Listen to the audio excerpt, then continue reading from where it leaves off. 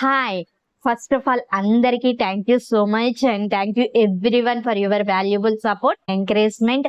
ఈ వీడియోలో మెయిన్‌గా ఒక మంచి ఇంపార్టెంట్ కంటెంట్‌తో మీ అందరి ముందుకి వచ్చేసాను. ఆ కంటెంట్ ఏంటి అంటే మెదడుకు పాలిష్. అంటే మనం మెదడుకి పాలిష్ అన్నది వెరీ వెరీ ఇంపార్టెంట్. ఎందుకు అన్నది ఈ యొక్క మోరల్ ఆఫ్ ది స్టోరీ చదివిన తర్వాత మీ అందరికీ అర్థమైపోద్ది.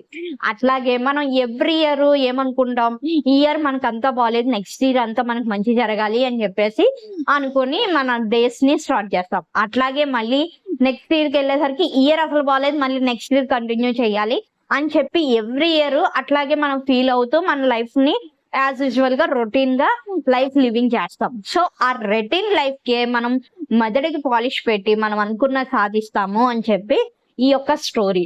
సో దీంట్లో మెయిన్ గా ఏంటి అంటే ఒక వ్యాపారి, ఆయన పెద్ద బిజినెస్ మ్యాన్. ఒక హోటల్లో మంచి పెద్ద హోటల్లో ఒక బిజినెస్ మీటింగ్ ఉంది. సో ఆయన ఏం చేశాడంటే విమానం దిగిన తర్వాత అక్కడ చాలా మంది షూ పాలిష్ పర్సన్స్ ఉన్నారు. అయితే ఆయన ఏంటి అంటే ప్రతి ఒక్కరు ఆయన దగ్గరికి వెళ్ళి, సార్ మీ షూస్ చాలా చిరాగ్గా ఉన్నాయి, మేము పాలిష్ చేస్తాము అని చెప్పేసి అడిగారు. లేదండి నాకు అంత సమయం లేదు, నేను ముందుకు వెళ్ళిపోవాలి అని చెప్పేసి ఆయన ప్రతి ఒక్కరిని పంపించుకుంటూ లాస్ట్ ఆయన రీచ్ అవ్వాల్సిన బ్లాక్ కి రీచ్ అయ్యారు. అక్కడ ఒక ఆయన 97, 98, 99 అని నెంబర్స్ లెక్క పెడుతున్నాడు. నెంబర్స్ లెక్క పెడుతుంటే ఆ తర్వాత ఆయన దగ్గరికి వెళ్ళి, ఏదైతే బిజినెస్ మ్యాన్ ఉన్నారో ఆయన దగ్గరికి వెళ్ళి, సార్ మీకు సమయం లేదు కానీ మీ షూస్ చాలా చిరాగ్గా ఉన్నాయి, ఈ రోజు నా పుట్టినరోజు, ఎవరైతే 100వ నెంబర్ వస్తుందో 100వ వ్యక్తి వస్తారో ఆయన షూస్ పాలిష్ చేయాలి ఫ్రీగా అని చెప్పి ఈ రోజు నేను పెట్టుకున్నాను. సో ఆ 100వ వ్యక్తి మీరే. సో మీరు కొంచెం నాకు సమయం ఇస్తే ఇప్పుడు మీ షూస్ నేను క్లీన్ చేస్తాను సార్ అని చెప్పేసి అడిగాడు. ఇంకా ఆయన ఏం మాట్లాడాలో అర్థం కాక సరే అని చెప్పేసి ఆయన షూస్ పాలిష్ చేయించిన తర్వాత చాలా క్లీన్ గా, చాలా శ్రద్ధగా, ఏ డస్ట్ లేకుండా చాలా బాగా చేశాడు. చేసిన తర్వాత ఆ షూస్ చూసి ఆయన ఆశ్చర్యపోయిన తర్వాత, మామూలుగా నువ్వు షూస్ క్లీన్ చేసినందుకు ఎంత తీసుకుంటా అన్నారు. 20 రూపీస్ సార్ అని.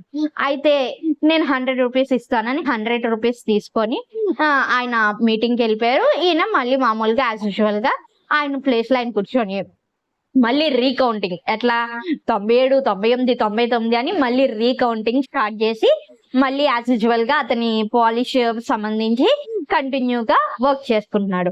సో అది అబ్జర్వ్ చేసిన బిజినెస్ మ్యాన్ నిజంగా he's the right of the business techniques తెలిసిన ఫస్ట్ పర్సన్.